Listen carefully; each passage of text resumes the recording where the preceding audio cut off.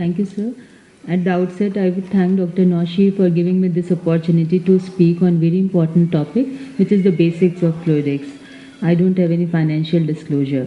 So fluidics is basically a delicate balance between the inflow and outflow of the fluid, so that it keeps the eye well inflated and therefore preventing the collapse of anterior chamber, creating a current that brings the cataract pieces towards the phacoprobe and then removes the pieces. Now, if we talk of anterior chamber, we have the depth of just 3 mm and volume of 0.2 ml, and posterior chamber having even lesser amount of volume. So just imagine that we have to remove the cataract and implant the IOL in such a small space and in such a limited amount of area. So our primary aim is that inflow should be more than the outflow, and at any point of time, if outflow is more, then obviously we will have surge, which is the collapse in anterior chamber. Now, as just now Dr. Saurabh pointed that the pulse, it is having a linear control, but here for infusion or the inflow, we don't have any linear control of infusion. It is either turned on or it is either turned off. So 80% of fluid enters from the side wall and 20% between the probe and the sleeve. So basically it is the height of the bottle which determines the relative infusion pressure and in relation to the eye. So if your bottle height is more, you will have more inflow, but if your table height is up, again the relative height is lesser and so you will have lesser infusion. So just to increase the bottle height, you have to have more bottle height and the height of the table should be lower down. Now, it is important to note that for every 6 inches rise in bottle height, there is 11 millimeter rise in the intraocular pressure. It is important in the cases of glaucoma, where already the pressures are high and optic nerve is already damaged. And it also depends on the size of the inflow tubings. If tubings are wider, you will have more fluid coming inside the eye. As I just mentioned, it is gravity dependent. Important thing is that we can also measure our inflow inside the eye by taking a 60 cc syringe. At a desired height, just see how much fluid is coming in that syringe in 1 minute time, and that is the amount of fluid which is coming inside the eye at that particular height. So you can increase the infusion by various methods. One is wider bore tube. Then you can add TER set. Anterior chamber maintainer is another modality used by many. And then you can have continuous infusion mode. So now coming to outflow. Outflow is the fluid which is going out of the eye. It is by the aspiration system which is in our phaco machines. Then it is also the leakage of the fluid from the main port and from the side port, as we can see in this video, leakage of the fluid, and also depends on the size of the phacotip. So aspiration system basically has two components, flow rate and vacuum, which I would be discussing in subsequent slide. And then another very important thing is sleeve incision relationship. Whenever you are making an incision, it is important that the phacoprobe should fit very snugly into the incision. Suppose it is too tight, then the fluid won't be leaking from the incision and it won't be cooling our phacotip. In that case, you can have a wound burn like this. Otherwise, if it is too loose or there is a premature entry or there is fluid leakage or your side port is larger, you will have large amount of fluid leaking and then unstable anterior chamber. So it is very important to have very good wound construction to have a very balanced fluidus. Phacotip, we all know normally it is 19 gauge. If it is a wider bore, then obviously the fluid going out of the eye is more. But in cases of microtip, the fluid going out of the eye is lesser, as we have in our latest machines. So coming to the flow rate, we all know that flow rate is measured in cubic centimeter per minute. It is basically the amount of fluid which is going out of the eye per minute. So it determines how well the particulate matter is attracted towards the phacotip, that is determining the followability. And also how well the anterior chamber debris are being cleaned. So if you want to have more pieces to be attracted towards the phacotip, you increase the flow rate. Now, vacuum is defined as the magnitude of the suction pressure or the negative pressure which is being generated from the phacotip, and it determines how well the particulate matter is held at the tip, that is the holding power. So basically we have two types of pump, peristaltic and venturi, and we all know very well about these pumps. Series of rollers in peristaltic pump causing a continuous milking action so that the fluid columns move and sucks in the fluid from the anterior chamber into the drainage pump.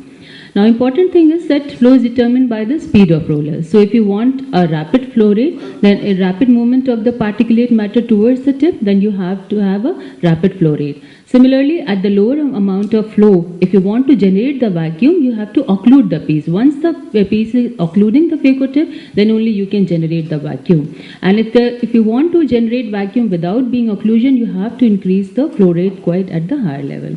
So you can adjust your flow rate, especially for the beginners.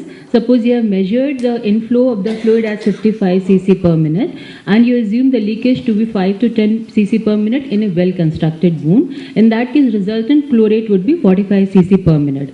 But you keep your setting as a 40 cc per minute, keeping a lavage of 5 cc per minute. So in this way, you can calculate the flow rate in your machine.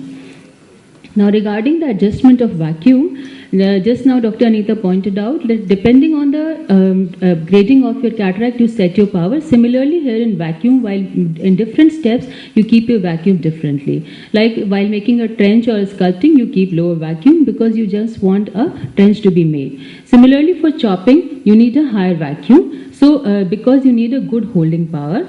So, in that case, you keep your vacuum higher. But once you're removing the pieces, like for the quadrant removal, you need both good holding power and the particulate good followability also. In that case, you need to have a higher flow rate and high vacuum, both the things. In epinuclear plate removal, you don't want much of vacuum, so flow rate should be higher. Now, this also depends again on the phaco tips, because we are having microtips coming up. And according to the Poiseuille's equation, the vacuum level created at the port is inversely proportional to the diameter of the tip. So, if you are having a normal phaco tip and you are keeping a vacuum of 300 to 350 millimeters of mercury, that means for a microtip you have to have a higher vacuum, around 400 to 450 millimeters of mercury, because the microtip, they have less holding power and less amount of material goes through them at that particular point of time. Venturi pumps, they have a rigid drainage cassette, gas under high pressure passes from a lower velocity area to a higher velocity area, so that a negative pressure is created at the junction which sucks the fluid from the drainage cassette. Now, once there is a negative suction pressure is created inside the drainage cassette, then only the fluid is sucked in from the anterior chamber into the drainage cassette, and this is how the mechanism works for the outflow in Venturi pumps. So, Venturi pumps don't have any milking action, and therefore the tubings can be low compliant. The advantage is that as soon as you press the foot paddle, immediately the vacuum is reached. Therefore, the rise time is very less. And the flow, that depends on vacuum. Here you cannot set the flow rate. Diaphragm pumps are lesser used now, having a membrane which moves up and down to maintain the vacuum. So this is the basic difference between the peristaltic and Venturi. In peristaltic, you can adjust both flow rate and the vacuum, and the rise time is more, so the fluidics are more balanced. Therefore, these machines are more forgiving, especially used for the beginners. Whereas Venturi, as soon as we press, immediately we get the completely vacuum. Therefore, the fluidics, they are less under control. Chances of having complications slightly more with Venturi, therefore very good machines for experienced surgeons. So these were the basic pumps we were discussing. Now the latest, according to latest machine like in AMO and in Boston-Lomb machine, both the pumps have been incorporated. Like in AMO, we can switch in between the surgery from the peristaltic to Venturi depending on the stage of surgery. Whereas in Boston-Lomb pump, we can use one either at one particular surgery. So these pumps basically are the hybrid pumps, which are the newer additions. Now this is just a quick test or a ruler test to make sure that your settings are particularly right. In that, after you have set all the parameters, flow rate, vacuum height, everything, then you just kink the aspiration tubing near the probe, so that a complete occlusion is produced. So once you have kinked the tube, now you completely press your foot paddle. And at that point of time, suddenly release the tubings so that it unkinks, and immediately you see that how is the test chamber. If test chamber collapses, that means you would definitely going to have surge of the anterior chamber. So at that point, yes, I finish.